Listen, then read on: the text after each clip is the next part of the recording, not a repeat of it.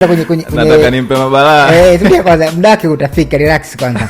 Turudi kwanza kwenye maisha. Ulizungumza namna ambavyo wazazi wako hawakusupport kwa mara ya kwanza wakati unaingia, na ndio maana likapatikana jina la Saint Tano.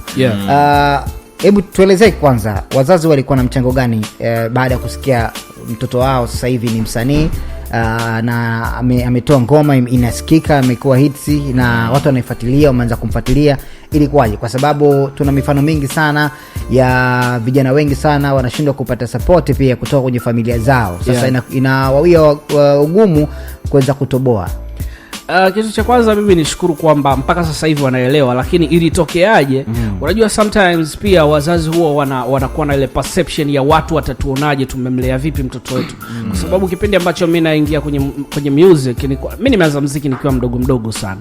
Kwa hiyo ilikuwa ni kipindi ambacho natakiwa ni concentrate pia na masomo na nini, kwa hiyo wakawa wanahisi like labda nikifocus sana na muziki sito perform vizuri shuleni, lakini uzuri ni kwamba hata shuleni nilikuwa vizuri sana.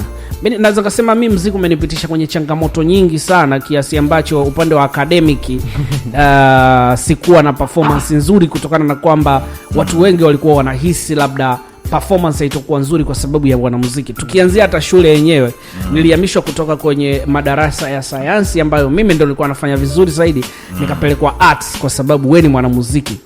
Sio, naelewa kiasi ambacho naweza kusema niliwahi kususa kabisa kuingia darasani kwa miezi zaidi ya 3 nikiwa na force nirudishwe kwenye darasa la sayansi, lakini ikashindikana, kwa nikaendelea kukomaa kuanzia form 3 mpaka form 4 na nikabahatika nikamaliza vizuri tu.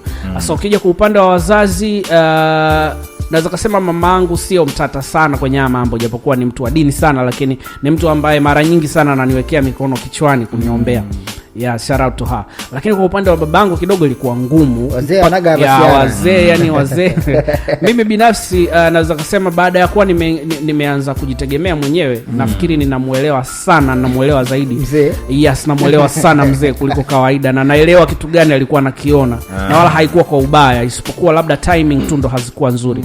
Ilifika kipindi ambacho mimi mzee alinifukuza nyumbani nikiwa niko form 5. So naelewa, nika drop out form 5.